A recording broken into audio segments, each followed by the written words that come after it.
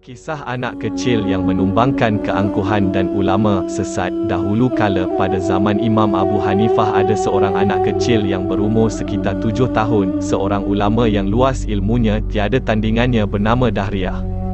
Tiada seorang pun ulama ketika itu yang dapat menandinginya ketika berdebat terutama dalam bab tauhid, maka timbullah sifat kesombongannya itu, bahkan akhirnya dia berani mengatakan bahawa Allah itu tidak wujud.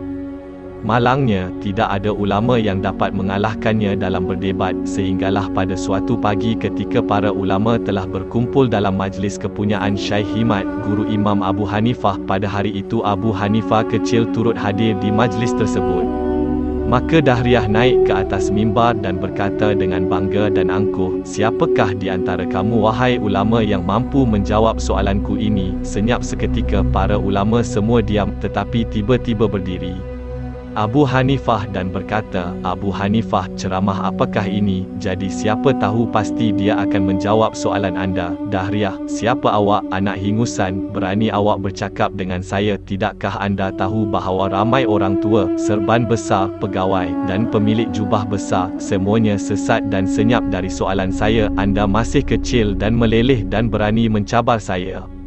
Abu Hanifah, Allah tidak menyimpan kemuliaan dan keagungan kepada pemilik serban besar dan pembesar, tetapi kemuliaan hanya diberikan kepada al-ulama. Dahriyah, adakah anda akan menjawab soalan saya?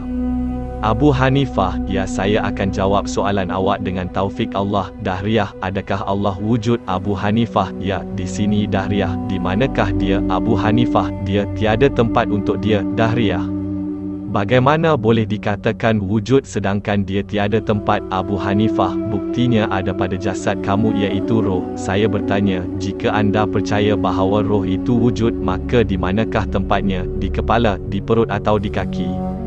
Dahriyah terdiam 1000 bahasa dengan muka malu. Kemudian Abu Hanifah meminta susu kepada gurunya. Syekh Himad lalu bertanya kepada Dahriyah, adakah anda pasti ada rasa manis dalam susu ini? Dahriyah, ya, saya pasti dalam susu itu ada rasa manis. Abu Hanifah, jika anda yakin ada manisnya, saya tanya sama ada manis itu di bawah, atau di tengah, atau di atas? Sekali lagi Dahriyah mendiamkan diri kerana malu.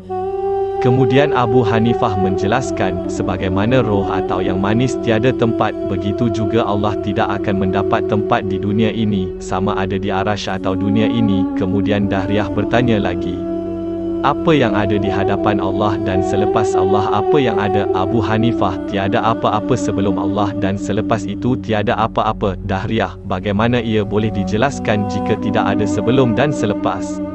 Abu Hanifah, buktinya ada di jari anda. Apakah sebelum ibu jari dan apa selepas jari kelingking? Dan bolehkah anda menerangkan ibu jari dahulu atau jari kelingking dahulu? Begitulah sifat Allah, ia wujud sebelum segala-galanya wujud dan kekal apabila semuanya tiada. Itulah maksud kalimat ada untuk hak Allah. Sekali lagi Dahriyah dihina, lalu dia berkata, satu soalan lagi, apa yang Allah buat sekarang? Abu Hanifah, anda telah membalikkan fakta. Sepatutnya yang bertanya di bawah mimbar dan yang ditanya di atas mimbar. Akhirnya Dahriyah turun dari mimbar dan Abu Hanifah naik ke atas mimbar. Dahriyah, apa yang Tuhan lakukan sekarang? Abu Hanifah, tindakan Allah sekarang ialah menjatuhkan orang-orang yang sesat seperti kamu ke dasar jurang neraka dan mengangkat orang-orang soleh seperti saya ke mimbar keagungan. Maha suci Allah yang telah menyelamatkan akidah Islam melalui seorang anak kecil. Semoga kita semua dijauhkan dari sifat-sifat berlagak, penuh dengan diri sendiri, sombong, meremehkan, merendah-rendahkan orang, prasangka, takabur, zalim bangga. Dipetik dari kitab _Fathul Majid _Syekh Muhammad Nawawi bin Umar Al-Jawi Asy-Syafi'i.